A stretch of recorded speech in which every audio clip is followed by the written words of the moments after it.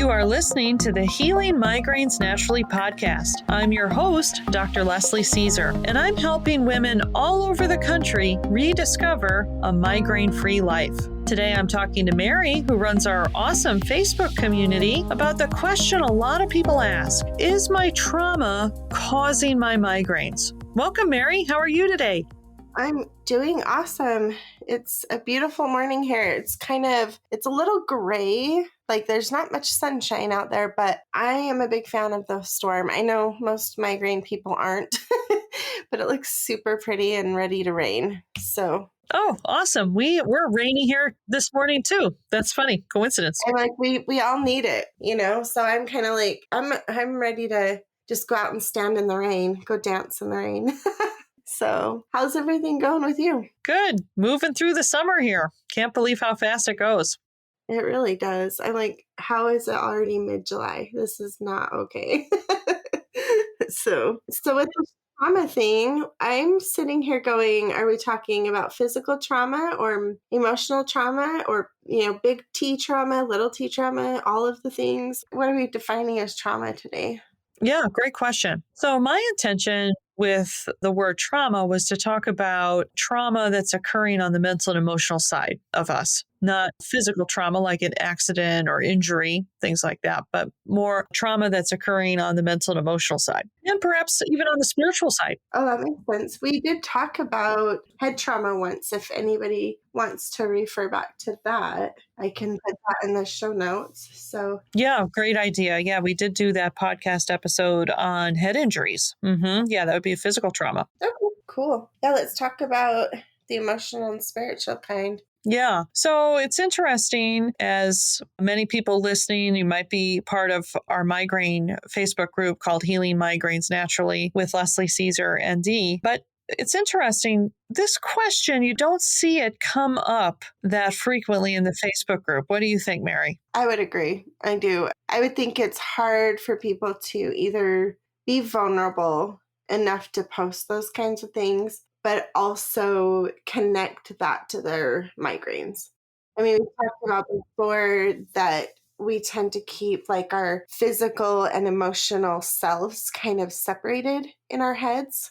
So I think it would probably be more challenging or a little more outside the box to think of emotional trauma connected to our migraines. Yeah, I think most of the questions revolve around what experience have people had with a certain medication or certain natural supplement or a device, like a cephaly device, something like that. People asking questions around diets, things like that. But occasionally we will get a question around this topic, but it's not brought up very frequently. And so I really wanted to talk about this on the podcast because it's a very crucial aspect of migraines.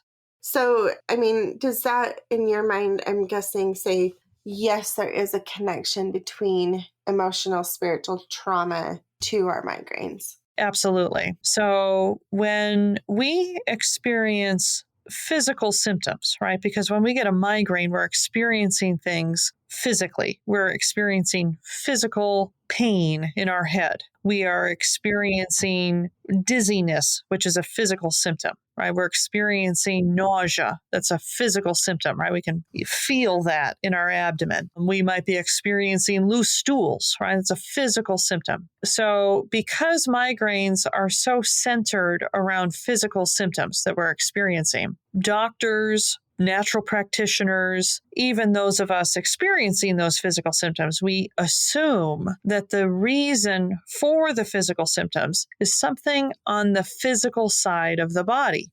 When we experience symptoms that are on the mental and emotional side, so anxiety, we can certainly have physical symptoms with anxiety, but the focus of those symptoms, the mass of the symptoms, the weight of a symptom like anxiety is on the mental and emotional side. So when we have a symptom that's really heavily focused, where the symptoms are showing up mentally or emotionally, we assume there's something on that mental and emotional side, right, which is kind of a nebulous side to us. But we assume that the anxiety is coming from this mental and emotional aspect of ourselves because that's where the symptom is focused. I'm so fascinated, by our culture and how we hard line between the two. I just find that so fascinating. Like, I wonder where that started or how that came to be. But I don't know if you want to get on that soapbox or down that rabbit hole, but I think it's so interesting that we do have that very disconnected perspective on mind and body. Yeah, some people, I was actually a philosophy major in college, so I could actually, this could be a whole nother boring podcast episode, but many people trace that back to Rene Descartes, the French philosopher who said, I think, therefore I am. A lot of people trace it back to them, but really you can trace this duality going through Western philosophy to the Greeks, to before the Greeks. It's a long standing thread through Western culture, civilization, and different cultures. I'm also a student, particularly of Indian culture and Indian philosophy and Ayurveda, the native medicine of India. And so there's not that strong a duality within that tradition. So it's interesting. There's different cultures, different philosophical traditions have treated this differently. But in the West, we do have this particular duality concept between the mind and the body. Well, and I think what makes it just so challenging in our minds to, oh my gosh, I have a migraine. There must be something emotionally going on. Like, I don't know all that many people that would go to that conclusion. Yeah, because it's so physical, right? We experience it so physically. Not that we don't have anxiety, certainly our mind can go, oh no, what about I got something at 3 p.m. today? What if I can't make that? What's going to, now I'm going to have to, I'm going to be embarrassed if I cancel. I mean, we can definitely have anxiety with a migraine for sure. Or we could have other mental symptoms like brain fog or things like that. But predominantly, right, the meat of the symptoms, the weight of the symptoms are really on the physical side. And so we assume that there's something physically wrong. And so this drives, again, kind of going back to some of the typical questions we see in the Facebook group, right? This drives a lot of questions around like my pillow. Do I have the right pillow, right? Because if I'm waking up every morning and, my neck hurts and the back of my head hurts, well, what's physically touching my neck and the back of my head all night long? My pillow. So this is kind of where our mind goes, right? Because our mind is wired, is designed to figure out why we are in pain so that we can get out of the pain. Stop doing what's causing the pain or avoid the pain or whatnot. This is a protective mechanism that the mind activates. And so this gets kicked off when we have a migraine, but the mind is going to focus on physical things causing it. So this is, do I need the right chiropractor? Do I need the right massage therapist? Other physical things, right? So if we take a medication, that is altering our physical biochemistry to get rid of the migraine, right? Even if we take a natural substance to get rid of the migraine, that's altering our physical biochemistry to get rid of the migraine. So, if we strap on a cephaly device, that's a physical piece of equipment. We're strapping something physical on to our physical body to alleviate the migraine. So everything that is typically done, whether it's conventional, quote unquote, alternative medicine, is very, very focused on the physical body, trying to make the physical body right so that we don't get the migraine. Well, and I think going back, just, thinking through many, many episodes we've done, it's probably more accurate that it's kind of like a vicious circle of both physical and emotional. Like, the more you're trying to solve your physical problems, that causes more stress, which more, you know what I mean? Like, can actually make the migraines worse, or vice versa. Like, if you're struggling with emotions on some level, even if they're, buried deep down and you don't even notice, right? Like, then you're going to get more migraines and fight it physically. So I think it definitely is a vicious cycle. So what is actually true is there is not this wall between our physical body and our mental and emotional and spiritual aspect. Everything is totally intermingled. And so we can have physical symptoms. We can feel something physically that's starting on the mental and emotional or spiritual side of us. And we can have mental and emotional symptoms that are starting on the physical side of us. So, for example, something that's a physical phenomenon that we can experience pretty significantly on the mental and emotional side is if we have a bout of low blood sugar. If we have a low blood sugar episode, if our blood sugar gets too low, our body goes into fight or flight mode. Because if the blood sugar goes too low and under normal metabolism, our brain is running on glucose. So if the glucose or the sugar level gets too low in the bloodstream, we're going to pass out. The brain isn't going to have enough fuel to function. So if we have a low blood sugar episode, the body goes into fight or flight mode and releases adrenaline and cortisol. And when those hormones are in our bloodstream, we can feel like we're having a panic attack. I can definitely attest to that. Exactly. Me too. 100%. Yeah, I get super shaky. And then once that kicks in, I am definitely battling anxiety. For It's almost like, sure. oh my gosh, my heart's racing and everything. And then you're like, oh, panic. Exactly. Our heart's racing, we're sweating, we're woozy and doozy and, foggy, and it feels very similar to a panic attack.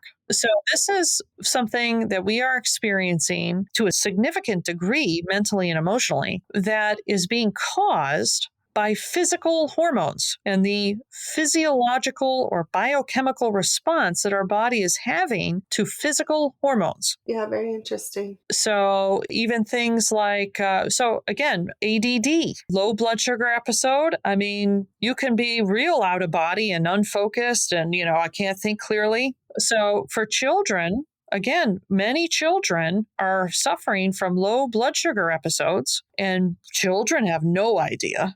Right? Because when we're a kid, we think what we feel is just what we're supposed to feel. My poor daughter, when she was 5 and entering kindergarten, you have to get the eye check to go into kindergarten, eye exam to go into kindergarten. And we had no idea that she couldn't see. Oh, no.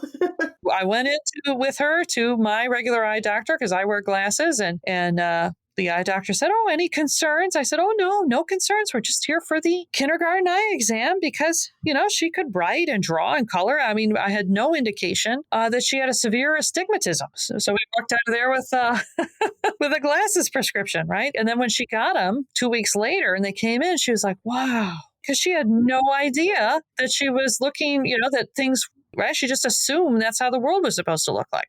Yeah, that must have been really interesting for her to have such a huge perspective shift there. So, ADD is something I'll get on my soapbox a little bit here, Mary. I hope you don't mind. But, ADD is something that's rampant in children these days, but you can have low blood sugar episodes and not be able to focus. Oh, for sure. Yeah.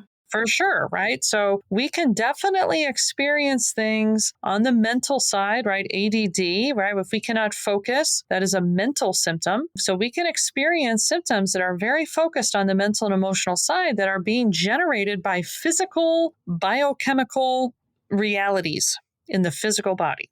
There's no barrier there. And then similarly, we can have things that are starting on the mental and emotional side that we're feeling physically. So if we have mental and emotional pain caused by experiences that we have been through, why is it such a stretch to think that we would not have physical pain?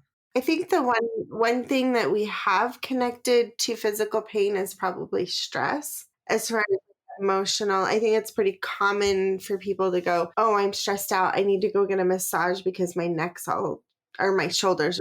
Like, that's one thing I do see people connecting, physical, emotional, but not very often very many other physical things are attributed back. I don't know. I don't hear it.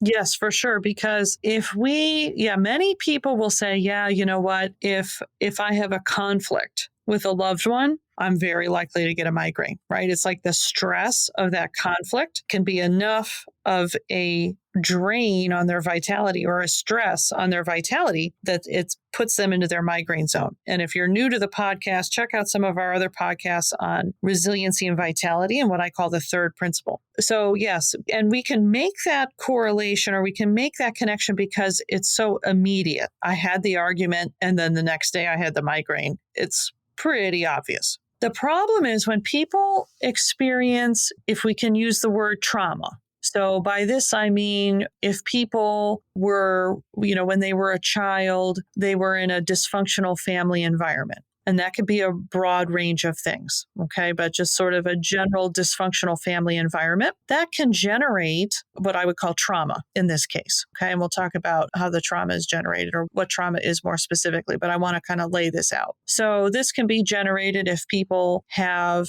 the experience of being raised in a dysfunctional family, or people can experience things that we typically call trauma, like perhaps they were sexually abused, physically abused, mentally abused, emotionally abused, right? Typically, culturally, we call those things trauma, right? We say, well, that person has a trauma history. But dysfunctional family background, I think, is important to put into this category. It never occurred to me, like, years ago, before people started talking about big T trauma and little T trauma, that there could be a difference. Like, big T trauma could be, like you said, a major abuse situation. Little T trauma might be more like occasional bullying at school. Both are traumatic, just in different ways and in different, I guess, levels. I don't like comparing traumas, though. Overall, I'm like, just because, the old saying, you can drown in 2 inches of water just like you can drown in a pool. It doesn't make sense to compare traumas, but I think for this podcast purpose, it's important to point out there's lots of different types of trauma and they can all affect you, period.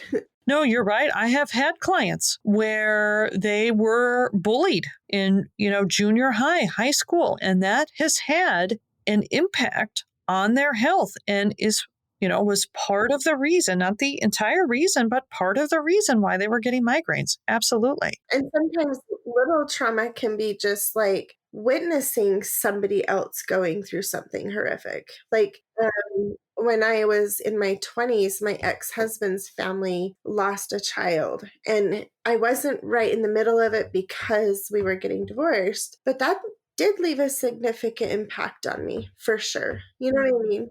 So there's so many varieties of ways, unfortunately.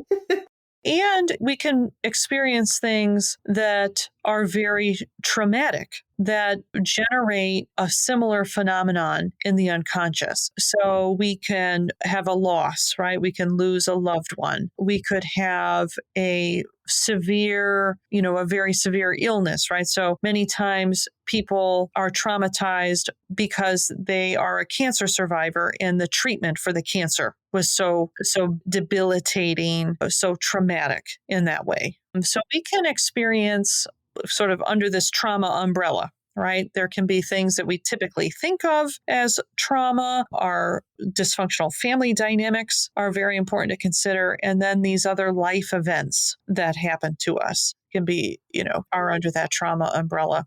When I think back just to 2020 itself, like, I guess we are all traumatized on some level from that year. And yes, we certainly are. yeah, and it's not like, for me, I didn't get COVID till 2022. So I didn't personally go through COVID back then, but the whole entire situation was traumatic for all of us. Absolutely. Anyway, we could make a big long list if we wanted to, but I'll let you continue to the next point. So when we experience something under this trauma umbrella, it's not a guarantee that it is going to have a physical impact. It's going to generate physical symptoms. What I have found in my work is that there's sort of something that has to get laid down in the unconscious in order for it to have an impact on our health. And that is, we have to develop a false belief due to the trauma, due to the occurrence under the trauma umbrella. Now, I'm calling it a false belief, but to us, when it has gotten laid down in our unconscious, it doesn't seem like a false belief to us. It seems like a true belief. And these false beliefs are things that are along common lines. So you can imagine that it would be pretty reasonable for a child growing up in dysfunctional family environment where, let's say, one of the parents was very, very critical and belittling in the criticism, right? Not a constructive criticism environment, but a shaming criticism, a belittling criticism environment. It would be very reasonable, right? We could imagine that that child might develop the false belief that they are inherently defective in some way. And so, to the child that starts to develop this unconscious belief, it's not going to feel false to them. It's going to feel 100% true on an unconscious level. Well, and because it's unconscious, it's not even something you're aware of, and that makes it hard to analyze. So, like, if you have this deep, down in the depths of your soul belief that you're defective, but you don't even know that thought is there, you can't bring it up and say, oh, that's ridiculous. Of course I'm not defective, because you can't address something that's not conscious.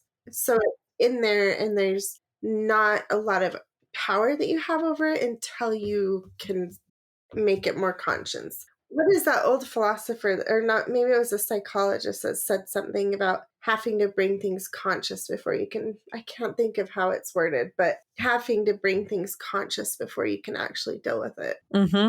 So let's kind of use this hypothetical child. So they're in this environment, and again, they have a parent that is critical in a belittling and shaming way, not in a constructive way. Because children do have to be criticized. They have to learn how to act in the world, right? They have to learn how to function. So criticism is required for that. But when the criticism is belittling, shaming, there's constructive criticism and unconstructive criticism, right? So again, I just want to distinguish, in this day and age, we're moving towards a fear of criticism, or nothing should be criticized, right? And that's out of balance too. Criticism, constructive criticism, is required for all of us. We want the criticism to be balanced. We don't want it to be. Yeah, that's the difference between telling the child you chose to do something bad versus you are bad. It's a big difference. I mean, not that you're saying you're bad, but the message under what you're saying can either be you just chose something that you shouldn't have chosen, or you're a bad person. So we have this child, right, being shamed, belittled, etc. Children always assume that what they are being told is correct, right? Children will always believe the parents, particularly when they're little. Once, there has to be a brain development, a maturity aspect that starts to develop, after puberty in children, where they start to be able to have some more discernment around what their parents are telling them. But when they're little, their default is to believe their parents. And so if the parent is communicating, again, like you say, it may not be even overt specific, but if the parent is subtly even communicating a message, you're defective, there's something wrong with you, the child is going to believe that. Now, how painful is it to think that we are defective? The pain that thought generates is one of the most profound pains that somebody can experience. We will do whatever it takes to get out of pain. We've talked about this a lot on the podcast. Our mind is wired, is designed to figure out how to get us out of pain. And so if we have this belief that we are defective in the unconscious, our mind is going to start to drive us to do a lot of things to compensate or counter or try to prove that belief wrong. Now, for those of us women who are prone to migraines, okay, so it's very interesting. Again, if we kind of go with this hypothetical family environment, let's say we've got 3 kids in the family and they're all exposed to this environment. So one child is going to counter this extraordinarily painful belief by maybe being very, very good at school, A student, right? That would be a great way, right? If I can get A's, then I must not be defective. They might excel at athletics. Well, if I can get on the varsity team, if I can get the trophies, if I can get on the A team, if I can do this and that, then I can't be defective. And so many of you might relate to this because it's this child that grows up to be prone to migraines. If they're going to be prone to migraines, it's this one of the 3 children in the household that's going to get the migraines. I find that so interesting because if migraines were a physical only thing, you would think that all three children would be prone to migraines, but it's also emotional. It's that, like you said, that type A, always trying to improve and never stopping, and the ones that work hard and have, serve everybody on and on and on, those are the ones who suffer from migraines. Then we have another, and usually it's the oldest that'll cope with this very, very painful belief that they are defective. It's usually the oldest that will take that tactic, not always, but usually. And then we have the second child coping with this very, very painful belief by fleeing, running away from it. If I can get as far away from this belief as possible. This will be the child that grows up to be an adult where we really don't hear that much from them. They don't come around. That makes me sad. But it's a fleeing coping mechanism. And you will see that then as an adult, many times they will have difficulty, no job is good enough. No relationship is good enough, right? The fleeing coping mechanism, you can see that repeated. Many times this is the middle child, but again, not always. I have a typical middle child in that he's like the total peacemaker. He's such like whatever it takes to make everybody happy and peaceful. But he's not quite in the fleeing, so now I'm a little freaked out. Well, again, this is looking at responses to a painful belief in the unconscious. Like this is not.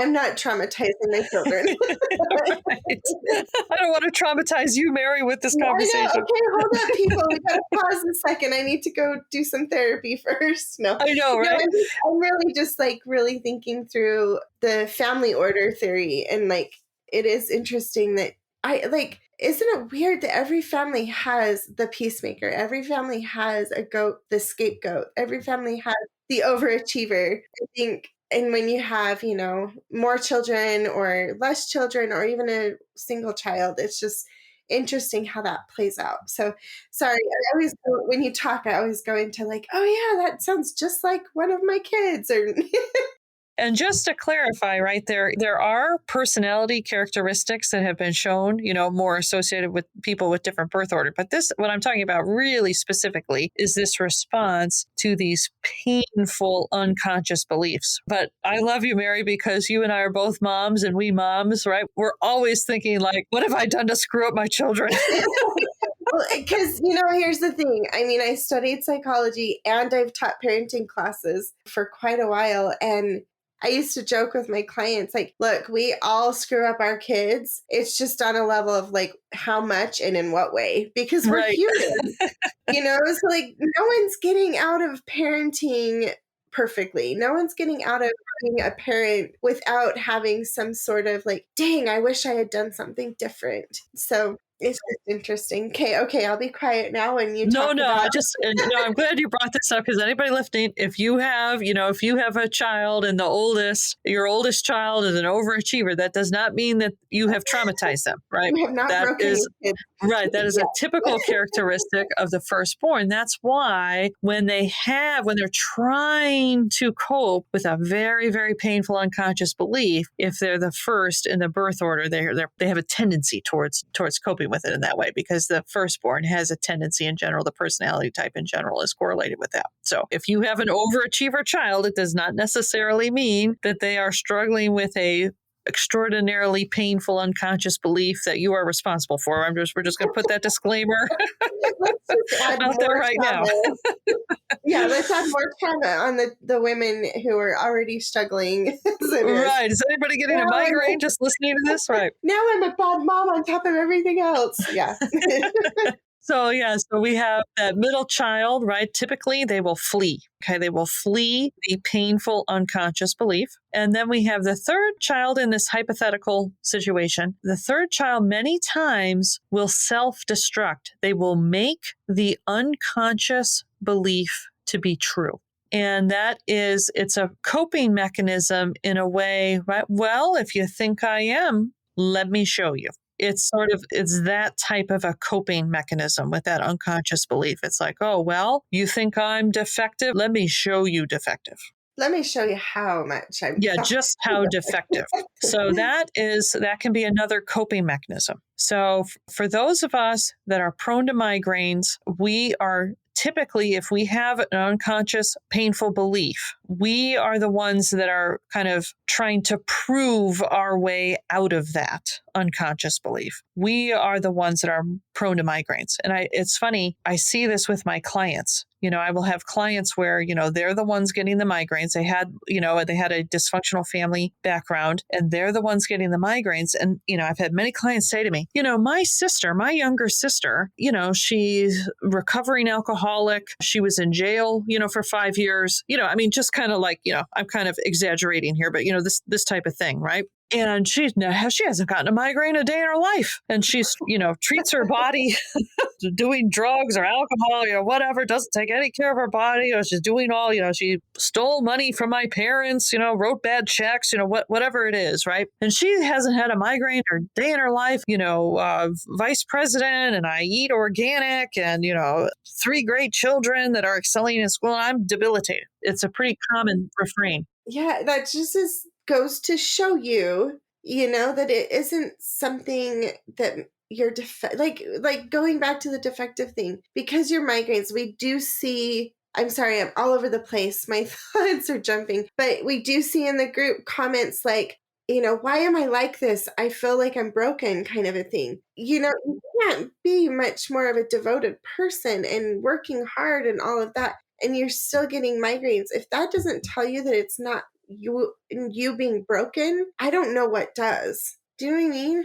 Right? It's not something on the physical side, right? People have exhausted every option on the physical side. What does that tell you? It's not being generated on the physical side. Well, and I guess my point too is even on the emotional side, you can't say that you're defective because you are doing everything in your power to be an amazing human, but you're still getting migraines. You know what I'm saying? Like, you're not a bad human. There's nothing wrong with you as a person, but there are things to change. Does that make sense? Yes, exactly. So, like I say, the common general theme that gets laid down in our unconscious when we have experienced something under the trauma umbrella, it's going to be something along the lines of, there's something wrong with me. And, it's going to be in that realm. Nobody likes me. I'm being teased in middle school. People are, putting slime on my chair.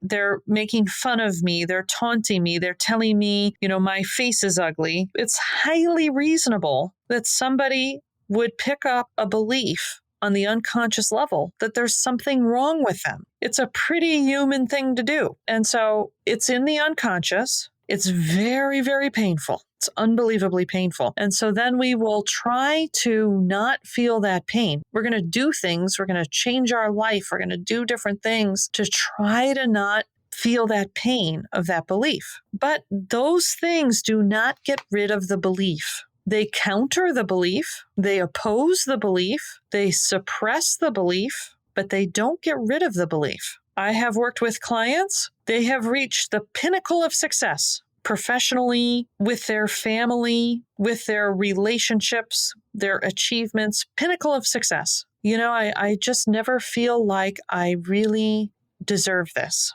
right? Because if we have something in the unconscious, I'm not worthy, I'm defective, there's something wrong with me, right? It doesn't matter how many trophies we get. Well, and like no amount of accomplishment is going to prove that wrong in our minds. Like we have to, I guess, I don't even know a good word for it. We have to like recognize that. Well, and to recognize it, we have to confront the pain of it, and not in a re-traumatizing way. When I do this work with my clients, people don't have to break down and cry and relive anything, but we have to actually admit, connect to, realize that the belief is actually there. Because nobody wants to consciously think that they're unworthy, they're defective, there's something wrong with them. And many times people will say, no, I could see maybe I felt that when I was younger. I don't feel that way anymore. You're a perfectionist. You have anxiety if things are not done. It's like, okay, wait a minute here. And I'm not saying that, I am subject to the same things. Right? I'm not saying this as a criticism, it's a reality. Well, I think too, when you bring up perfectionism, like we almost wear perfectionism as like a badge of honor. Like, I am a perfectionist. That sounds really beautiful. The problem is, from my experience and what I've researched and learned about, like being a perfectionist is actually a cover for a lot of insecurities and worries and stress. So if I ever let anyone see me do anything less than perfect, they're going to find out that I'm not as good as they think I am. That's a big load to carry. Big load. Exactly. But this is what the human mind does too, right? Other people, they don't care as much as I do. I care so much. So we can, again, this is all to cope with an unconscious belief, right? And so many people will put themselves on a pedestal. Why wouldn't you, right? If you have an unconscious belief that you are defective, unworthy, wouldn't it be pretty reasonable for you to put yourself on a pedestal to try to counter that? You're going to do anything you can not to feel that way. And so people they're using some of these things, right? In their mind, it kind of puts them on a pedestal. Other people don't care as much about me as I do. Other people don't care as much about this work as I do. I used to work in corporate America. This is rampant. And I used to think like this. Well, I just care a lot more than other people, right? It was a way for me to kind of put myself on that pedestal, right? Once I realized this whole dynamic within myself, then when I went into the office, boy, did things look different to me, right? And I could see other people, right? A lot of inner office politics is other people trying to cut other people down so they can be on the pedestal. Well, why are they doing that? Because they have some underlying belief in the unconscious that's causing them suffering and pain, and they want to counter that, right? And so then we're being victimized at the office by what we call office politics because other people are suffering deeply from an extremely painful belief in their unconscious, and the way out of that is to sabotage us at work. I mean, and just saying, like these types of wounds, if you're not aware of them, there is not any amount of accomplishment or running or drinking that's going to make it better. Does that make sense? Like you can't outrun those types of hurts. You have to face them, unfortunately. I would like to be able to skip that myself. It has to be addressed. I think in my own experience with my own personal work and my work with my clients, so I have been very afraid in my life to face these types of things within myself. And I have many clients express that to me. I can't wait to work with you, Dr. Leslie, but boy, am I scared what is going to come up. And I relate. I've been there totally. But what I have found in myself and my own journey, walking with other women on their journey, is that once we get there, it's such a relief, right? To finally confront this boogeyman ghost that has been tormenting us for so long and realizing that it's actually not true. We thought it was true so profoundly and so deeply. When we do have that courage, right, to stop the running, stop the perfectionistic behavior, stop the destructive behavior, when we finally have the courage to face it, we realize, this was just false. And then it's a wonderful feeling. It's a wonderful feeling when we realize that. And I just, in my life, I'm, 40-ish. I should say 29-ish. But I'm finally realizing that not one human doesn't have something in them. Do you know what I mean? Like, you're not alone. There is not a single human on this planet that isn't struggling, maybe not today, but at some point in their life, struggling to figure things out, struggling to find their worth, struggling to connect with someone. We're all doing some sort of struggling. That's being human.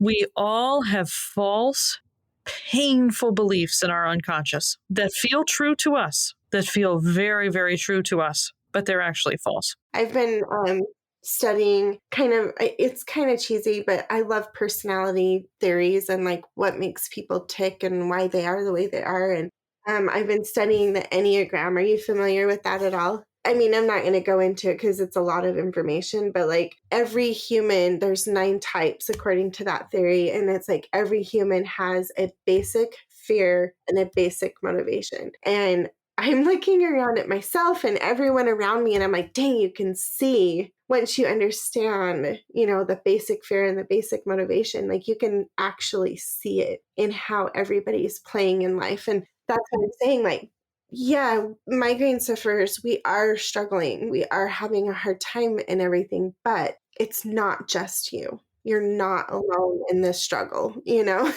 And it's so once we start to get in tune, right, with how these unconscious dynamics play out consciously, right, in our behavior, in our thoughts, and our emotions, and so on. Yes, once we start to understand this, then we can really start to see it in other people, right, our friends, our family, coworkers, things like that. But it's so hard to see it in ourselves.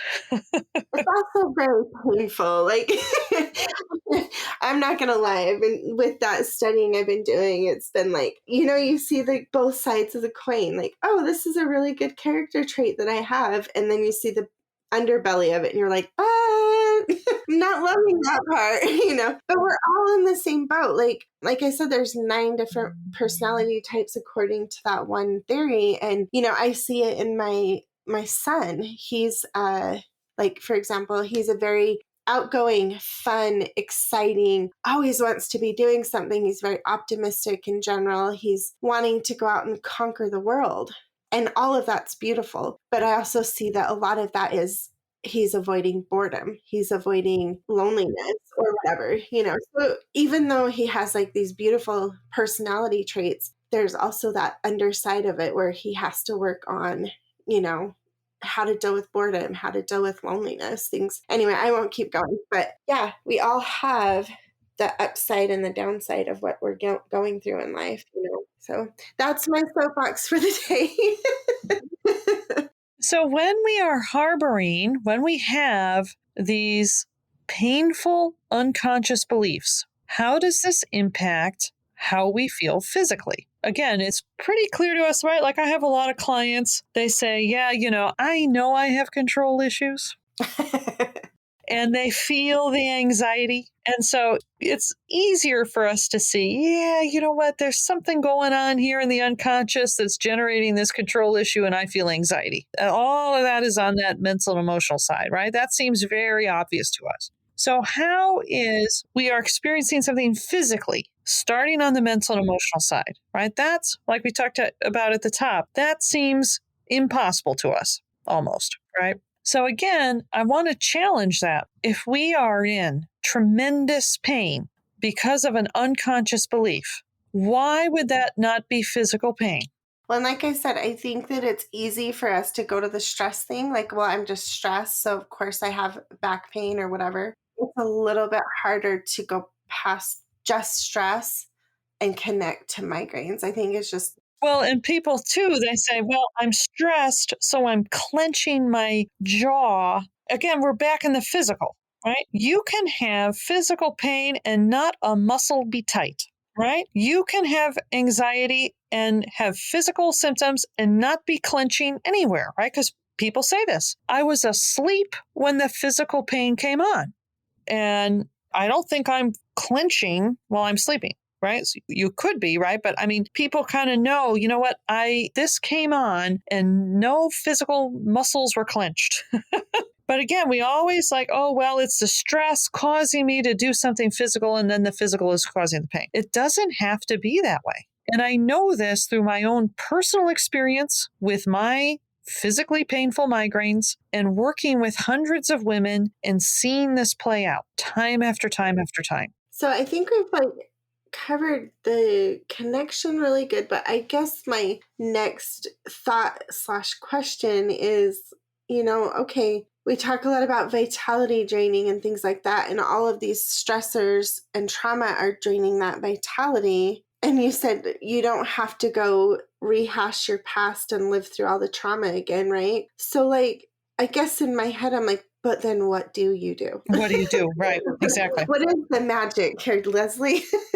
So the belief in the unconscious that's generating the pain mental pain, emotional pain, spiritual pain, physical pain. That belief in the unconscious that's generating the pain, we think it's true. These girls in junior high told me I was disgusting, so I must be disgusting. That is the painful belief in the unconscious that seems true to us. Is it true? It is not. There is no human being that is disgusting as a human being. So, what is health? Health is alignment physically, mentally, emotionally, spiritually. If we have a false belief that is out of alignment with reality, health is alignment. If we are out of alignment with reality, we are going to feel it. The nature of reality is structured this way. How else would we know that we are out of alignment with reality unless we had a signal? People can suffer. Let's talk about something on the spiritual side, right? People lose a child. God forbid this happens. People can develop a belief: God hates me. God is punishing me. That would be, again, it feels true to us, but that would be a false belief. How else would we know that we are carrying around a false belief unless we had a signal? How else would we know that we are carrying around a belief that that our face is physically disgusting because we were told that in junior high by the girls, and we've been carrying that around and we've been fighting that for so long? How else would we know that we are carrying around a false belief unless we had a signal? And it, like we always talk about, the signals can very well be the migraines, right? Like that's your signal right there. Correct. Just like, how would we know if we have a nutrient deficiency unless we got a signal from the body? We've talked about this in other podcasts. I talk about this in my free training called The 5 Steps to Healing Migraines Naturally. Symptoms are signals. Symptoms are signals that are inviting us to take action so that we can feel better. Right? How else would we know that we have something out of alignment physically, mentally, emotionally, or spiritually? How would we know unless we had a signal? We would have no idea. And I personally believe, the point of us being here is to move closer and closer to truth with a capital T. And there's a physical truth of the body. And I call these the first principle and the second principle. The physical truth of the body is that every cell in the body needs the nutrients that it needs to function. That's the first principle that we need to work on to restore our health. And another physical truth is our cells cannot be swimming in metabolic waste material that they generate. That has to get out of the cell and out of the body. And that's the second principle, what I call the second principle, clearing metabolic waste material. And the third principle is restoring our resiliency and vitality. And our vitality is drained when we are carrying around untrue beliefs in our unconscious. They are by definition going to drain our vitality. And then all the things that we do to counter the pain that that belief is generating, all of those things that we do drain our vitality as well. I have a client, she picked up a false belief in her childhood that she was not normal. Again, it's under this umbrella of there's something wrong with me. I'm defective, broken, I'm not normal, right? It's under that umbrella. And so she put, as she described it, she put a tremendous amount of time into her appearance. Why wouldn't she? Right? If you have the false belief that you're not normal, you're going to make a lot of effort trying to look normal. And in our work together, she was able to identify that she was carrying this around. And she was able to identify where she picked it up, right? Why did she pick this up? And then she was able to realize everything she was doing to try to feel normal and how heavy that was, how much work it was, how draining it was. Right. Well, and honestly, the whole normal is so subjective that you would always be like, oh, I have to chase this normal and that normal, and it depends on who I'm talking to. It just is like I said earlier, a huge weight to carry. Huge. Right? Yeah, you can never satisfy it. You can never satisfy a false belief. Oh, that is probably the biggest takeaway from today. If nobody hears anything else from this, I hope they hear that. You can never satisfy a false Yeah, belief. you cannot cope your way out of it. Again, I'm a guide. I cannot tell her this is what's going on, but I can guide her to her realization of this. And when she did this, I talked with her, it was a week or two later, and she said, I went to the store without makeup on, right? I love that. What a relief. I wear makeup. I'm not having a judgment on makeup. I'm not saying that if you're healthy, you don't wear makeup. That's not what this is about. It's about her feeling comfortable as herself. Well, and proving to herself that you're not, like, nothing horrible happened. It was like by going to the store without makeup, you could be your true raw self without any makeup and nothing actually went wrong. Like, I'm guessing there's not part B to that story, right? She is the wonderful miracle that she is with or without makeup. I love that. And so when that's true for us, we can wear makeup, we can not wear makeup. We're not affected, right? It's not about the makeup. So you can see, right? We start with a false belief that seems true to us that causes us suffering. And where do we go from there? And this is where, in other podcasts, I've been a little critical of the typical therapist, typical counselor, because people, right, they realize, yeah, you know what, I have control issues. I'm a perfectionist. I can't sleep at 3 a.m. because I'm worrying about work. They realize, right, this stuff that I'm doing is being caused by something. And I want to get to the root so that I'm not awake at 3 a.m.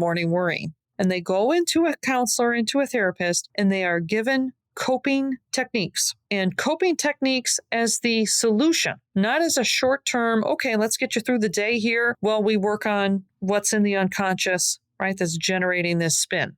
No. Coping techniques, period, full stop. This is what you do to cope. This is the equivalent of taking an Imitrex for your migraines. Suppressing symptoms and stuff like that. Suppressing it, right? Because the coping mechanism itself is there to suppress the pain that the unconscious belief is generating. And so the therapist is adding more coping mechanisms, adding more suppression on. That's just what your doctor's doing when you're going into the doctor. So it's one thing to take an Imitrex to make it through while you're working on correcting the underlying problems that are generating the migraine in the first place. It's one thing to have coping mechanisms while you're working on, okay, what's generating the control issue in the first place?